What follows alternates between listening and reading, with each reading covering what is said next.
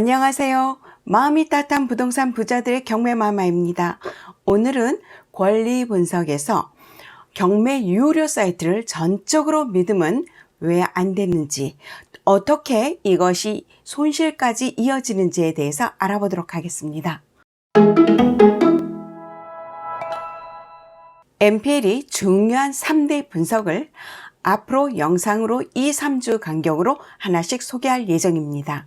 MPL이 중요한 3대 필수 분석은 첫째, 권리 분석, 둘째, 현장 분석이 있죠.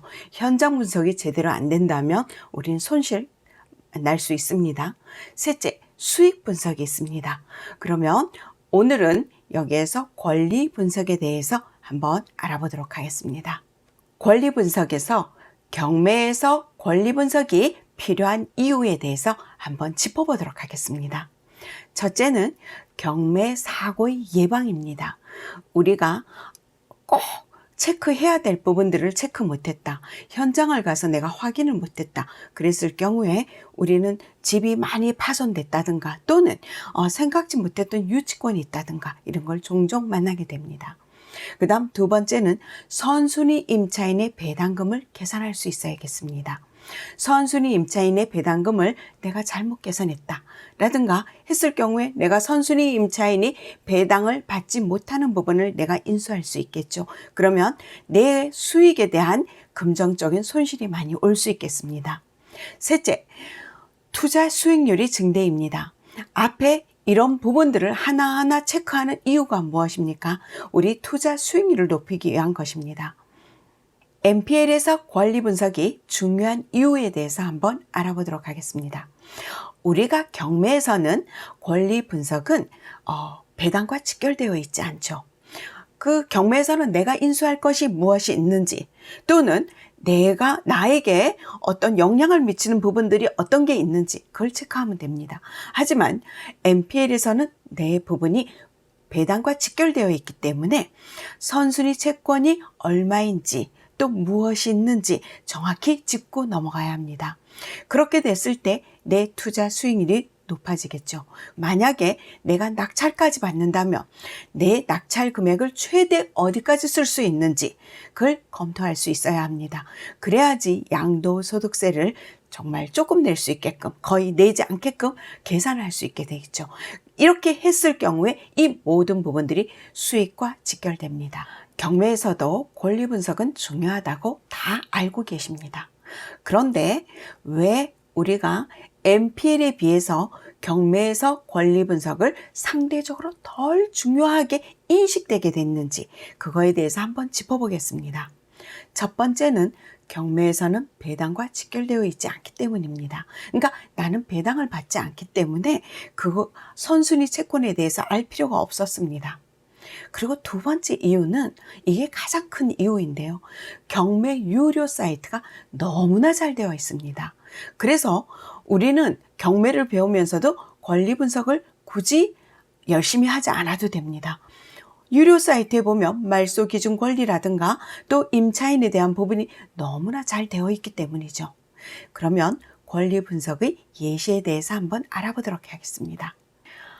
우리가 접하고 있는 경매 유료 사이트에서는 우리 여기에 보는 것처럼 임차인이 없으면 없다.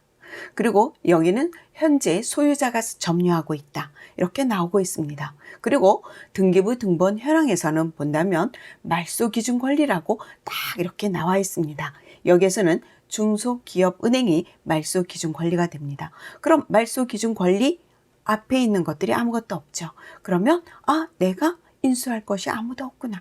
그리고 더 어떻게 권리 분석을 자세히 해야 된다. 이럴 필요도 없이 우리는 경매에 임하게 됩니다. 자, 두 번째를 한번 보겠습니다. 여기에는 임차인이 두 건이 있습니다. 근데 이 두 건이 있는데 임차인 전입일자가 2019년 1월 31일입니다.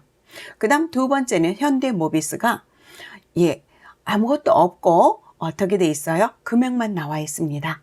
1억 6,632만 원이라고 이렇게 금액이 나와 있습니다.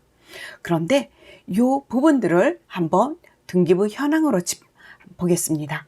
보면은 전세권이 전부의 전세 현대모비스가 1억 6,632만 원이라고 되어져 있습니다. 그 다음 두 번째 보면은 소유권 이전이 되어 있는데 신탁으로 넘어갔습니다. 그 다음 세 번째 압류가 있습니다. 이 전세권은 선순위 전세권입니다. 자, 이렇게 선순위 전세권일 때 이 선순위 전세권이라고 무조건 배당받지는 않습니다. 배당받을 수 있는 조건이 있고 배당받을 수 없는 조건이 있습니다. 선순위일지라도. 그렇게 된다면 우리는 선순위이기 때문에 이분이 법원에서 배당을 못 받는다면 낙찰자가 다 인수해야 합니다. 하지만 여기에서는 현대모비스는 법원에서 배당을 다 받게 됩니다. 그렇기 때문에 이 부분에 낙찰자가 인수할 부분이 없죠.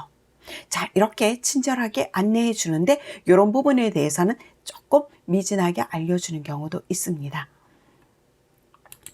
그럼 경매 배당에 대해서, 경매 배당에서 우리가 MPL을 하는 데 있어서 이 경매 유료 사이트만 보면 안 되는 이유에 대해서 한번 짚어보도록 하겠습니다.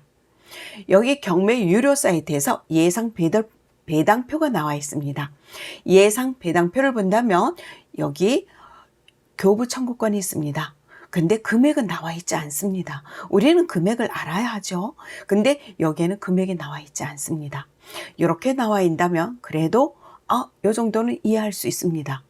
그런데 다음 거를 한번 보겠습니다.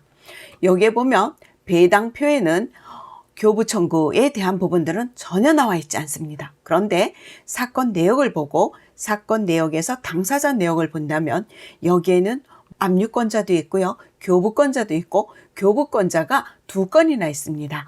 거기에 가압류권자 있고 이렇게 되어져 있습니다. 그러면 적어도 교부권자 2건에 대한 부분들은 배당에서 어떤 체크가 되어져야 되는데 여기 배당표에 본다면 교부권자에 대해서는 아무것도 체크가 되어 있지 않습니다. 자, 이런 것들을 보고 MPL을 임하게 된다면 생각지도 못한 많은 손실을 볼 수도 있게 되겠죠. 앞에서의 4가지 예시와 같이 경매 유료 사이트는 경매에서는 정말 많은 도움이 됩니다. 하지만 MPL에서는 보시는 바와 같이 이 유료 사이트로 MPL을 접근한다면 정말 많은 낭패를 보시게 됩니다.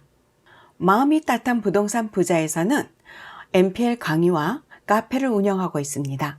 네이버 카페 마음이 따뜻한 부동산 부자들에 오신다면 많은 도움이 되실 것입니다. 다음 영상에서 또 찾아뵙고 인사드리겠습니다. 감사합니다.